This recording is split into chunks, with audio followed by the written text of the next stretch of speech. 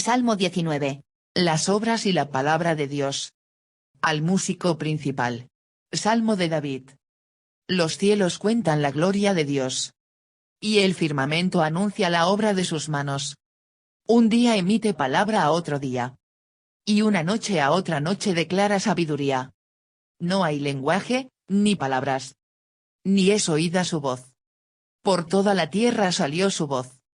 Y hasta el extremo del mundo sus palabras. En ellos puso tabernáculo para el sol. Y éste, como esposo que sale de su tálamo, se alegra cual gigante para correr el camino. De un extremo de los cielos es su salida. Y su curso hasta el término de ellos. Y nada hay que se esconda de su calor. La ley de Jehová es perfecta, que convierte el alma. El testimonio de Jehová es fiel, que hace sabio al sencillo. Los mandamientos de Jehová son rectos, que alegran el corazón. El precepto de Jehová es puro, que alumbra los ojos. El temor de Jehová es limpio, que permanece para siempre. Los juicios de Jehová son verdad, todos justos. Deseables son más que el oro, y más que mucho oro afinado. Y dulces más que miel, y que la que destila del panal. Tu siervo es además amonestado con ellos. En guardarlos hay grande galardón. ¿Quién podrá entender sus propios errores? Líbrame de los que me son ocultos. Preserva también a tu siervo de las soberbias. Que no se enseñoreen de mí. Entonces seré íntegro, y estaré limpio de gran rebelión. Sean gratos los dichos de mi boca y la meditación de mi corazón delante de ti. Oh Jehová, roca mía, y redentor mío. Este salmo es una invitación a cantar la gloria de Dios. Esta se manifiesta tanto en las maravillas del cielo, especialmente como en la Levítico 8:15. Estas partes eran, ciertamente, el comienzo de dos salmos diferentes. El orden de la bóveda celeste es como una sinfonía. ¿Sabemos comprenderla?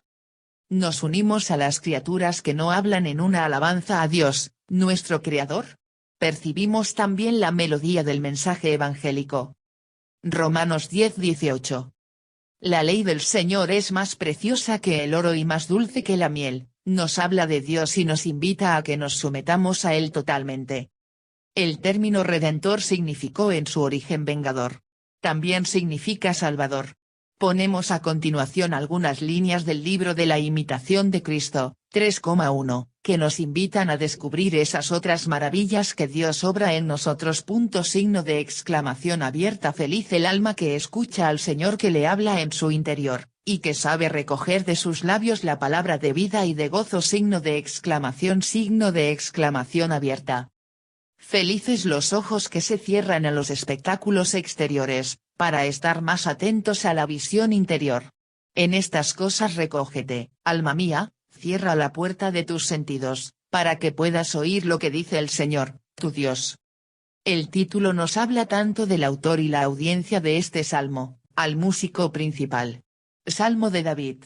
Algunos creen que el músico principal es Dios mismo, y otros suponen que es un líder de coros o músicos de los tiempos de David, tal como Emán, el cantante, o Asaf, 1 Crónicas 6:33, 16:17 y 25:2.6.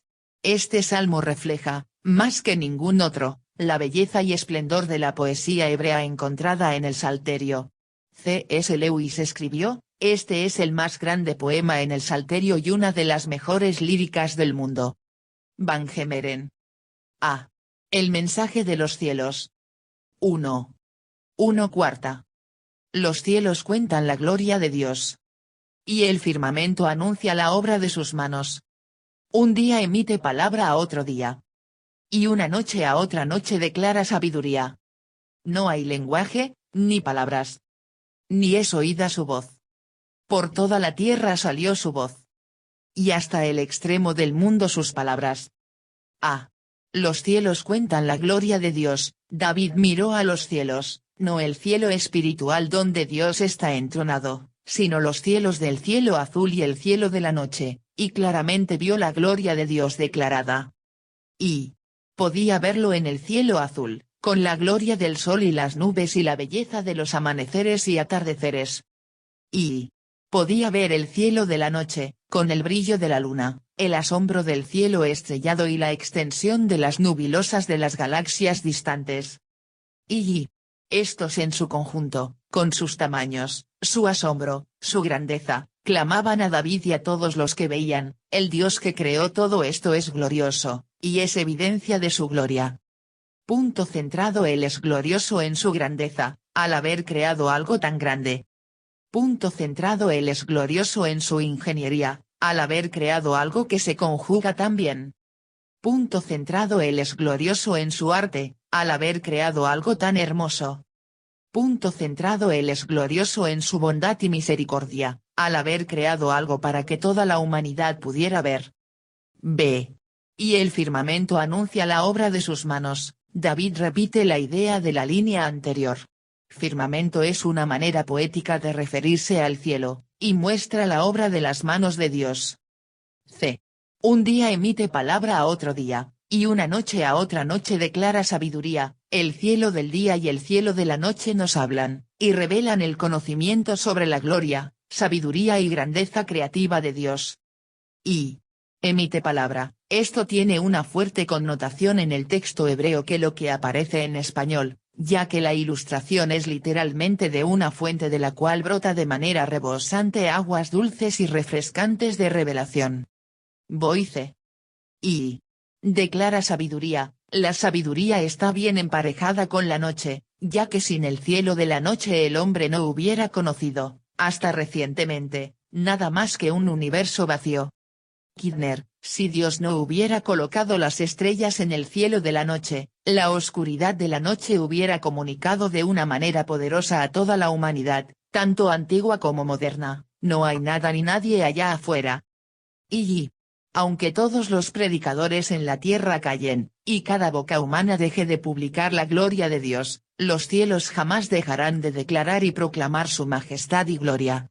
Por siempre están predicando, ya que, como una cadena inquebrantable, su mensaje es entregado de día a día, y de noche a noche. Toluk, citado en Spurgeon. Y el día nos manda labor, la noche nos recuerda que nos preparemos para nuestra morada final. El día nos ofrece trabajo para Dios, y la noche nos invita a descansar en él. El día nos dice que busquemos días sin final, y la noche nos advierte que escapemos de la noche eterna. Spurgeon. D.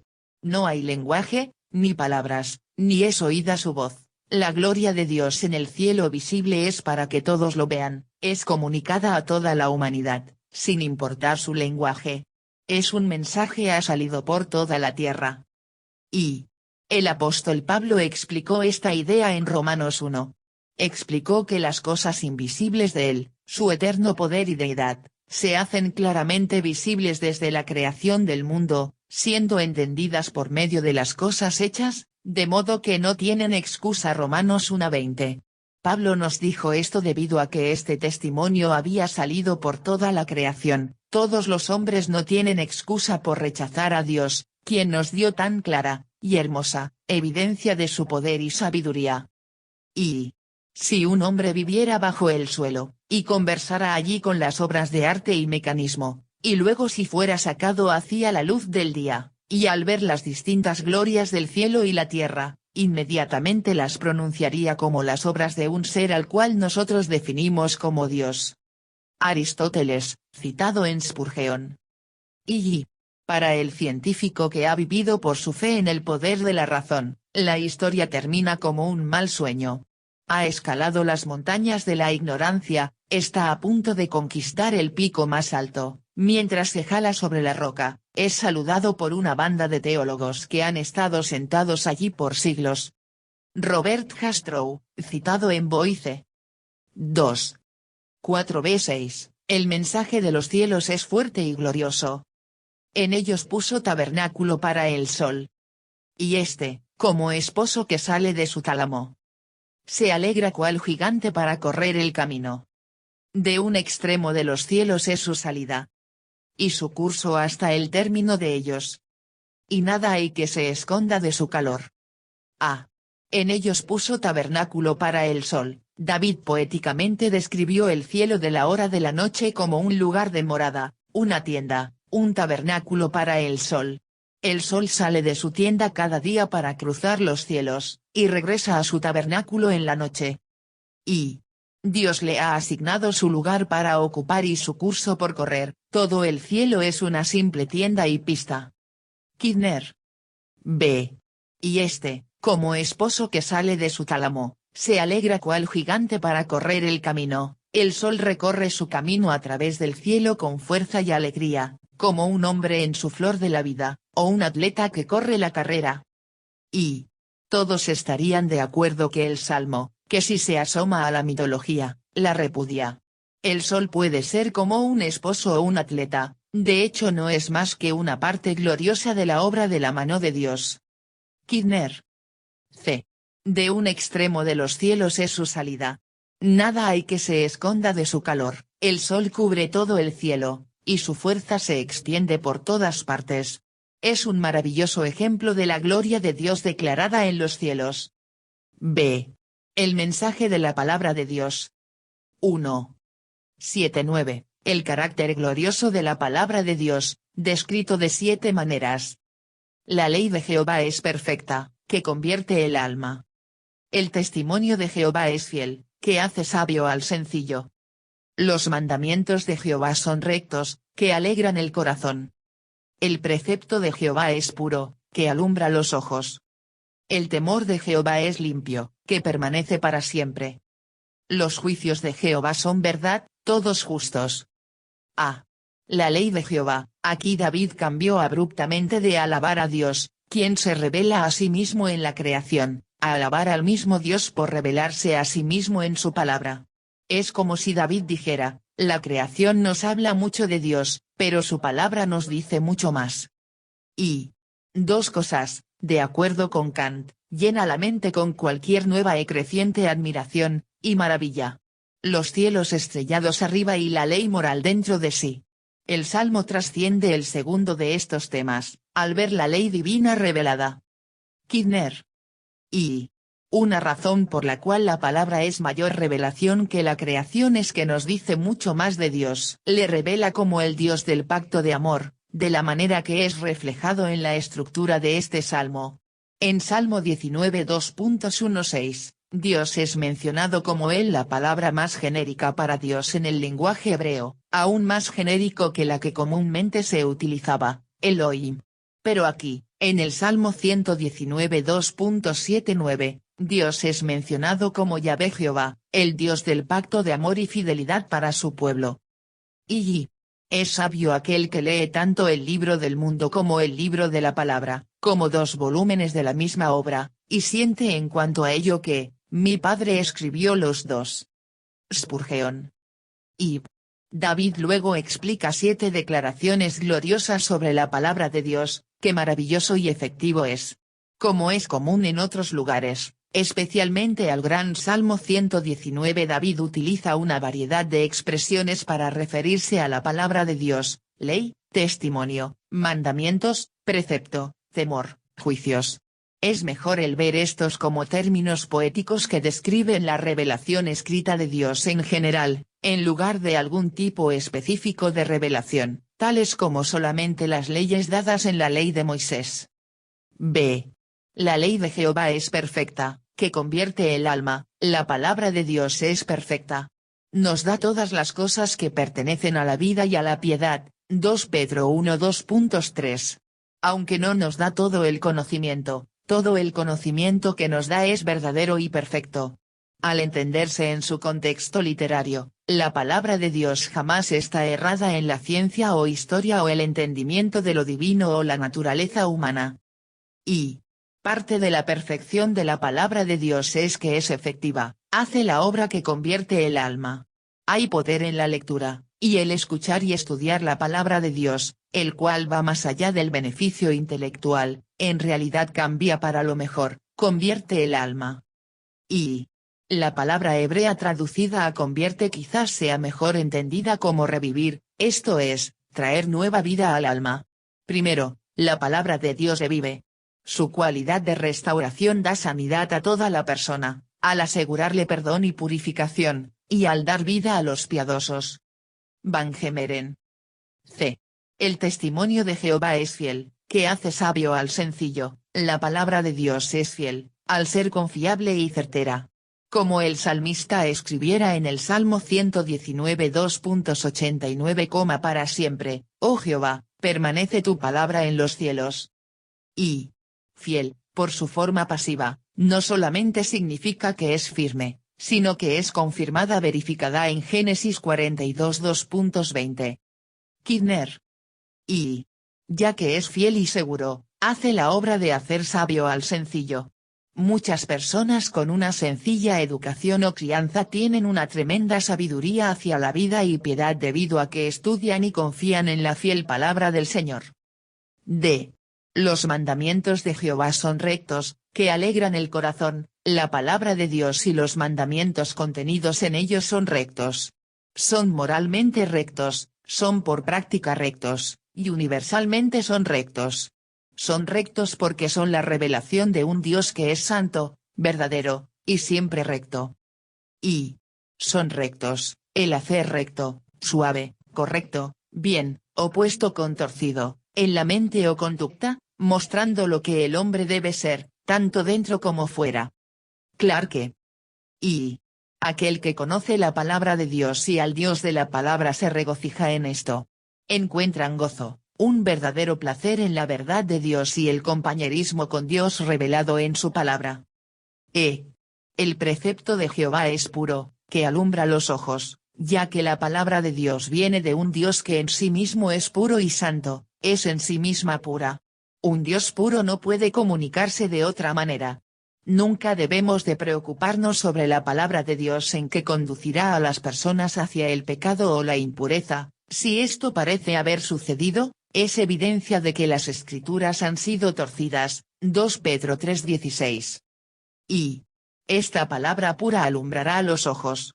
Sacará el ánimo y el consuelo y el conocimiento y la confianza que una luz en medio de la oscuridad pueda traer.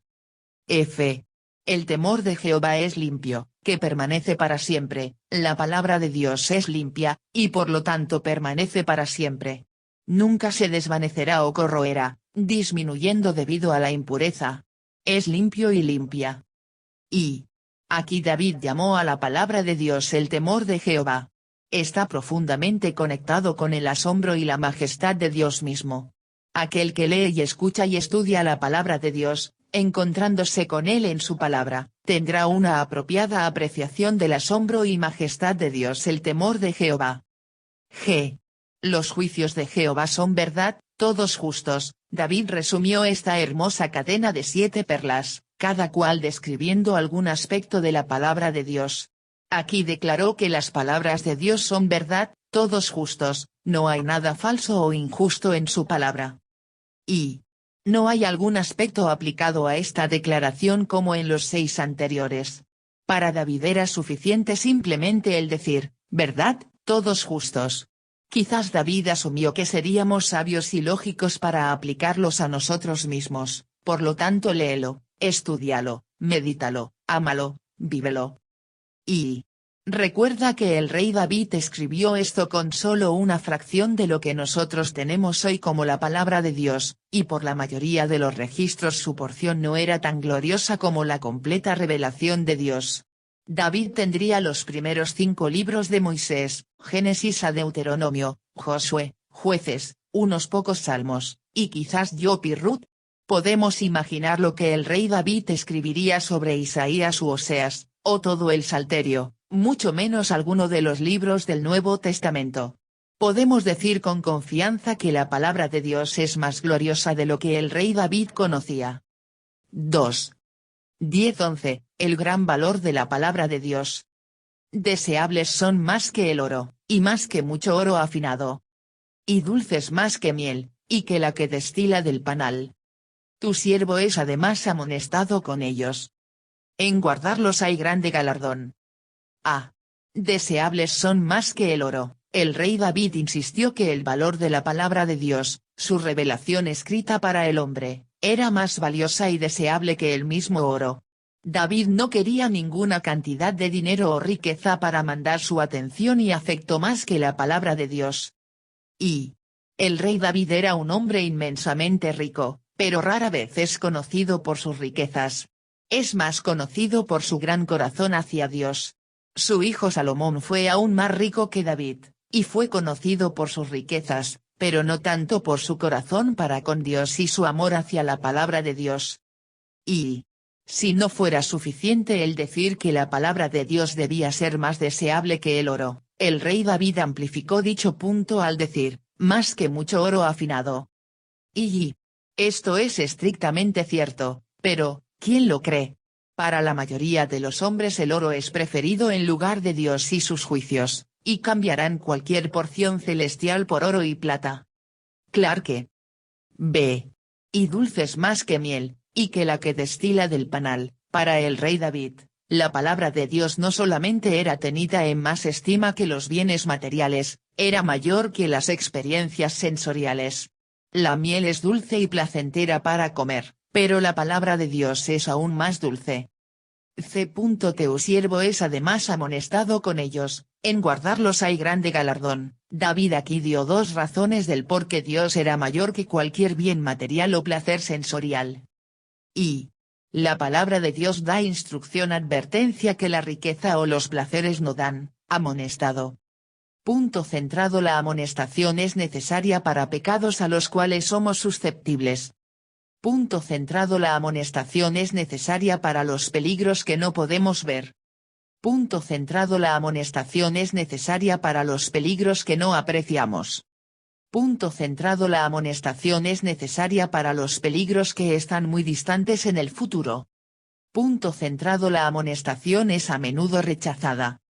Y la palabra de Dios da beneficios galardón más grandes que la riqueza o placeres, grande galardón. D. En guardarlos hay grande galardón. También es cierto que hay grande galardón por guardar la palabra de Dios, pero eso no es lo que aquí dijo el salmista.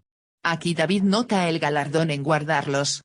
Hay un sentido en la cual la obediencia se convierte en su propia recompensa, debido a que vivimos en la manera que Dios quiere y diseñó para que nosotros vivamos. Y uno de los mayores galardones de la palabra de Dios es paz en la mente. Una conciencia calmada es un pequeño paraíso.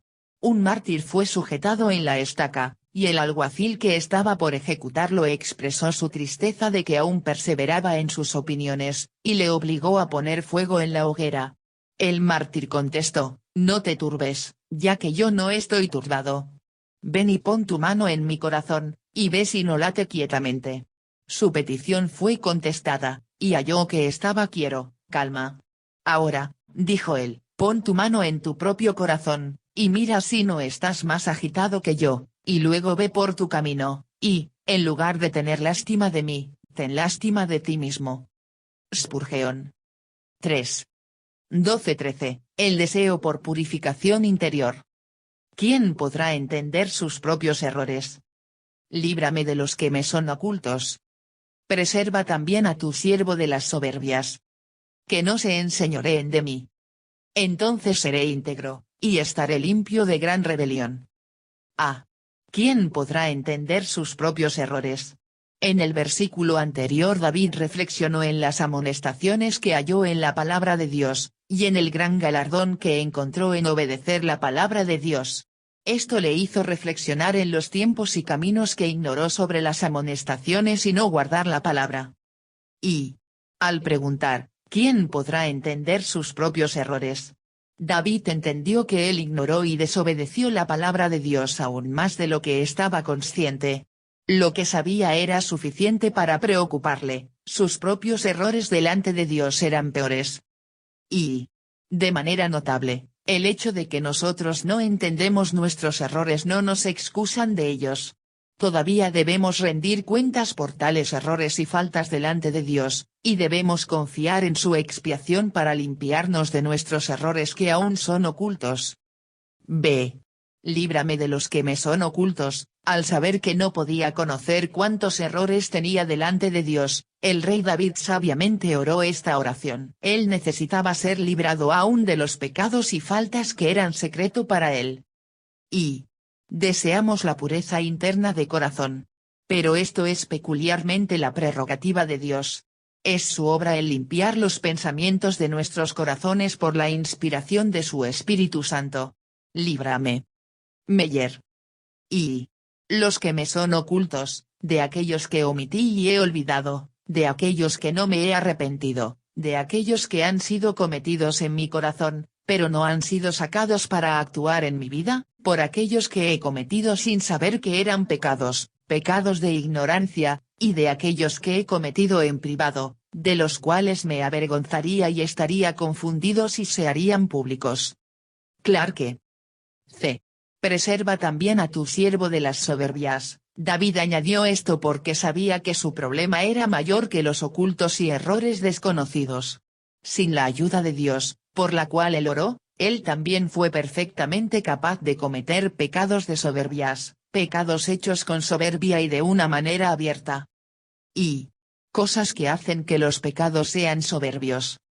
Punto centrado cuando sabemos lo que hacemos. Punto centrado cuando amigos nos han amonestado. Punto centrado cuando Dios mismo nos ha amonestado. Punto centrado cuando hemos amonestado a otros sobre el mismo pecado. Punto centrado cuando planeamos y apapachamos nuestro pecado. Y los rabinos aquí observan cómo el profeta incrementó su petición, primero perdón por pecados menores, y luego por poder por los mayores, como un mendigo, dicen ellos, primero piden poco agua, luego un bocado de pan. Debemos de hacer así también. Trapp. Y la descripción de errores, y faltas que son ocultos, y soberbias nos recuerdan que el pecado tiene una progresión. Punto centrado va de una tentación pasajera hacia un pensamiento escogido, errores. Punto centrado va de un pensamiento escogido a una meditación objetiva. Punto centrado va de meditación objetiva hacia un cumplimiento deseado. Punto centrado va de un cumplimiento deseado hacia un plan de acción, son ocultos. Punto centrado va de plan de acción hacia la búsqueda de oportunidad. Punto centrado va de la búsqueda de oportunidad hacia un acto realizado. Punto centrado va de un acto realizado hacia una acción repetida. Punto centrado va de una acción repetida a deleite, soberbias. Punto centrado va de deleites hacia maneras nuevas y variadas. Punto centrado va de maneras nuevas y variadas hacia el hábito. Punto centrado va del hábito hacia la idolatría, demandando ser servidas. Punto centrado va de la idolatría al sacrificio. Punto centrado va del sacrificio a la esclavitud. Y podemos decir que de toda esta continuidad del Espíritu Santo, y de manera optimista nuestra conciencia, diga, no detente. De toda esta continuidad se nos da la salida de escape por Dios, 1 Corintios 10:13, si solamente la tomamos. Pero si no lo hacemos, y terminamos en esclavitud, legítimamente cuestiona el estado de nuestra alma, 1 Juan 3:2.69. V. Debido a este gran peligro, David oraba: preserva también a tu siervo de las soberbias. Haz de notar que esta oración es la oración de un santo, la oración de un hombre piadoso de Dios. ¿Necesitaba David orar de esta manera? ¿Debía el hombre tras el corazón de Dios clamar: preserva a tu siervo? Sí, debía hacerlo. Spurgeon. D. Que no se enseñoreen de mí. En efecto, el rey David no solamente sabía que él era capaz de tales pecados, sino de que potencialmente podían enseñorearse de él. Su oración fue correctamente colocada, su amor por la palabra de Dios y su dependencia en Dios por medio de la oración le ayudaría a estar libre del dominio del pecado, el cual esclaviza. Y esta oración es aún más adecuada para aquel que se relaciona con Dios en base al Nuevo Testamento. Como escribiera Pablo, porque el pecado no se enseñoreará de vosotros, pues no estáis bajo la ley, sino bajo la gracia. Romanos 6:14. Entonces seré íntegro. David sabía que si el pecado era tratado en su vida, tratando tanto con los internos, pecados secretos, y externos, soberbios, pecados esclavizadores, entonces sería íntegro, y limpio de gran rebelión. Y esta no era una pretensión de una perfección sin pecar, ya sea que fuera alcanzada o obtenida antes de la resurrección.